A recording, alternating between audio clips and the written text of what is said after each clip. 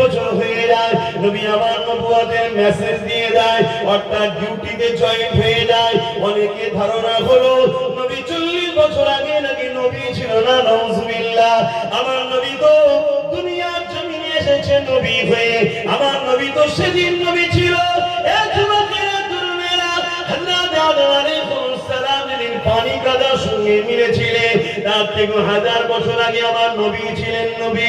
হযরতে জিবরাইল আলাইহিস সালাম সমস্ত ফেরেশতাদের যিনি সরদার, তিনাকে যখন বানানো হয়নি তখন আমার নবী নবী ছিল।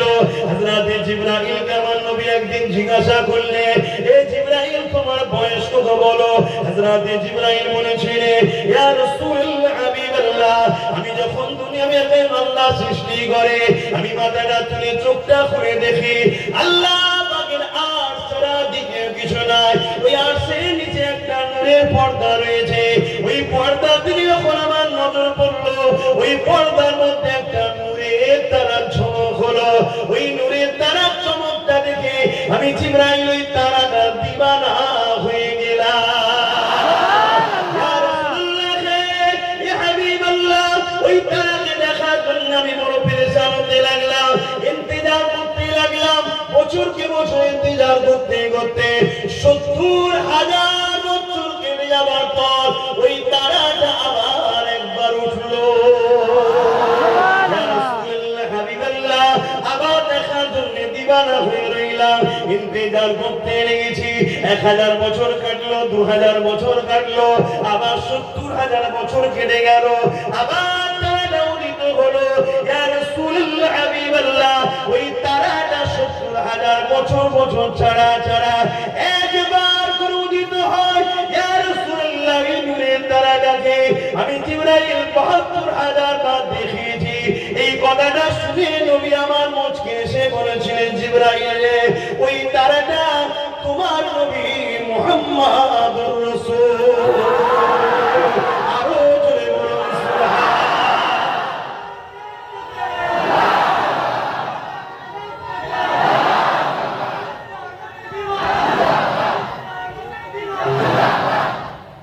এই যে আমার ভাই বললেন বিশ্ব নবী দিবস, অ্যাকচুয়ালি এটা আমাদের বাংলার ভাষাতে একটা প্রচলন হয়ে গেছে।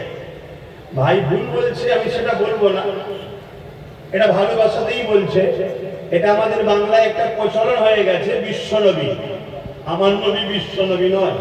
আমার নবী বিশ্ব নবী হলে ছোট করে দেওয়া হবে, আমার নবী হলে তামাম কায়নাতের নবী। জোরে বলেন বিশ্ব তো ছোট, ঠিক না? বিশ্ব বলতে কি বুঝি আমরা? এই পৃথিবীকে বুঝি, তাই তো। ছোট কতটা? প্রথম আসমানের কাছে বিশ্বটা, পৃথিবীটা একটা ফুটবল, এরকম ছোট্ট। আমার নবী রব্বুল আলামিন, যেখানে যেখানে রব সেখানে সেখানেই রাহমাতাল লিল আলামিন। জোরে বলুন সুবহানাল্লাহ। এবারে বলুন আল্লাহর রাজত্ব নাই কোথায়? সাতবক জমিনের নিচে কার রাজত্ব? সাতবক আসমানের নিচে কবরে কার রাজত্ব? যেখানে মাকান নেই, লা মাকান, রাজত্ব কার? জোরে বলুন সুবহানাল্লাহ। তাই তো মিরাজের রজনীতে আমার হুজুরকে নিয়ে গেলেন, হুজুর আসুন, বন্ধু আসুন।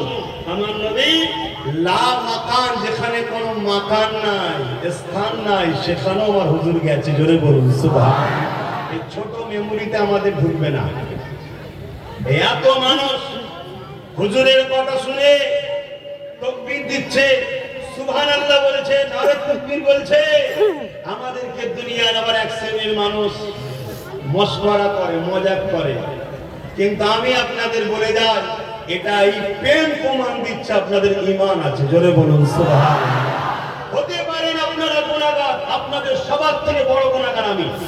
এই পৃথিবীতে যত মানুষ আছে সব থেকে বড় গুনাহগার আমি। কিন্তু আলহামদুলিল্লাহ আমি গুনাহগার, অস্বীকার করছি না, কিন্তু বেঈমান নয়, কারণ হুজুরের প্রেম আছে। জোরে বলুন সুবহানাল্লাহ।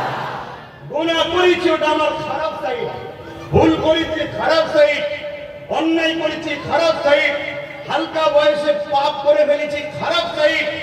কিন্তু আল্লাহ বলছেন আমি রহমান ও রহিম, তোরা আমার কাছে কাঁদ, আমি মাফ করে দেবো। জোরে বলুন সুবহানাল্লাহ। কিন্তু সবথেকে ভালো সাইডটা হলো হুজুরের প্রেম ও ভালোবাসা, যেটা আল্লাহ শ্রেষ্ঠ নিয়ামত।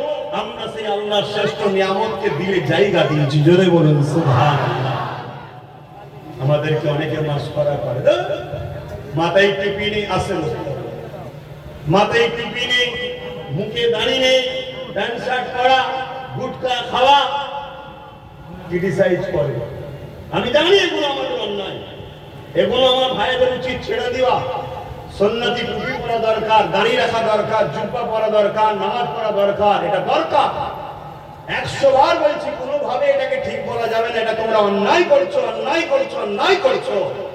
কিন্তু এটাকে দেখে আমাদেরকে যদি ক্রিটিসাইজ তারা করে, যারা দাড়ি টুপি থাকার পরও হুজুরের মহব্বত না থাকার জন্য কাফের হয়ে বসে আছে, তাদের এই মস্করা করা মানাই না।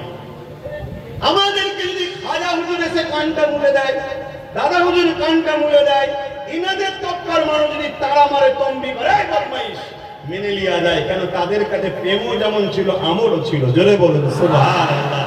দুটো জিনিস তো, একটা ঈমান আর একটা আমল। আমাদের আমলে ঘাটতি আছে, স্বীকার করছি, অস্বীকার করছি না। আল্লাহ আপনি অন্তরের খবর জানেন।